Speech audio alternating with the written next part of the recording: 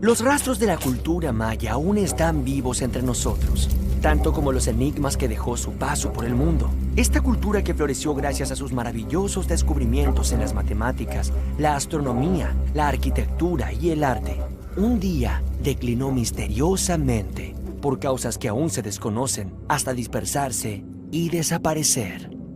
Lo que hoy llamamos civilización maya era, en realidad, un conjunto de muchos pueblos distintos que ocuparon parte de lo que hoy es Guatemala, Honduras, Belice y la península de Yucatán, en México.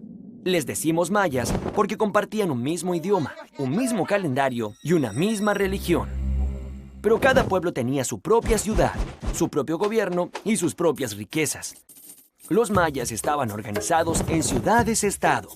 Nunca fueron un imperio gobernado por una gran ciudad capital. ¡Ah! Como en Atenas y Esparta. ¡Claro! Los griegos tenían la misma forma de organizarse. Las primeras ciudades mayas se construyeron hacia el año 400 a.C., es decir, en el mismo momento que Atenas y Esparta brillaban en la antigua Europa. Pero ¿saben una cosa? Griegos y mayas no se conocían porque todavía nadie había cruzado el océano Atlántico. Y hubo que esperar más de 2000 años antes de que alguien se atreviera a navegar tales distancias. Durante todo este tiempo, América y Europa estuvieron completamente desconectadas. La influencia de los olmecas.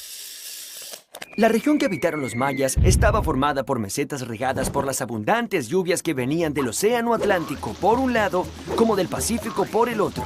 Su tierra era húmeda y estaba atravesada por muchos ríos de agua dulce. Aquí es sencillo cultivar maíz, criar ganado y recolectar frutos de la selva. El clima los ayudaba, pero no todo fue fácil para los mayas porque no habían descubierto la rueda ni tenían animales para arar la tierra. Entonces, todo lo hacía el hombre. ¡Cuánto trabajo!, ¿verdad? Pero los mayas no fueron los únicos ni los primeros en habitar esta región. Muchos años antes, los olmecas vivieron en este territorio. Podríamos decir que los olmecas fueron la civilización madre de todas las culturas de Mesoamérica. Los olmecas tuvieron su esplendor hacia el año 700 a.C. En ese momento, las pequeñas tribus mayas estaban naciendo y fueron adoptando de ellos conocimientos para construir templos, para pensar el calendario y para escribir. Los mayas también heredaron de los olmecas muchos rituales y prácticas religiosas, entre ellas la adoración por el jaguar, que por su fuerza y agilidad era un animal sagrado y se lo relacionaba al poder del rey. Templos y ciudades. Durante muchos años, el esplendor de los mayas quedó oculto en la selva, sumergido en la densa vegetación tropical, hasta que hace muy pocos años, exploradores y arqueólogos lograron abrirse paso y hallaron maravillosas ruinas de antiguas ciudades.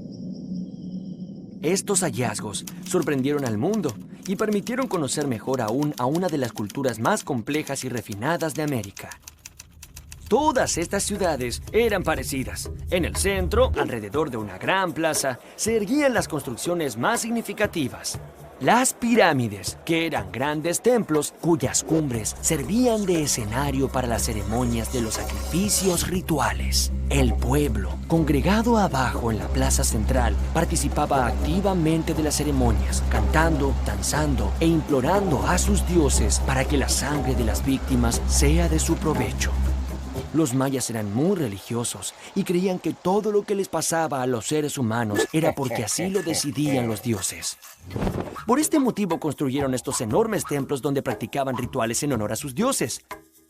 En la ciudad de Tikal, la pirámide principal medía más de 70 metros. Era tan alta como un edificio de 10 pisos. Claro, cuanto más cerca del cielo, más cerca de los dioses. Las pirámides alcanzaron tales dimensiones de una manera muy peculiar. Cada vez que un rey moría, los arquitectos mandaban a construir una capa sobre la pirámide existente. Así crecía paulatinamente, capa sobre capa, como gajos de una cebolla. Alrededor de los templos vivían los sacerdotes y los gobernantes. Un poco más allá, los jefes militares, y aún más lejos vivían los comerciantes y los artesanos. Y afuera de la ciudad, cerca de los campos de cultivos, se encontraban los campesinos y los esclavos, cuyo trabajo era la base de toda la sociedad.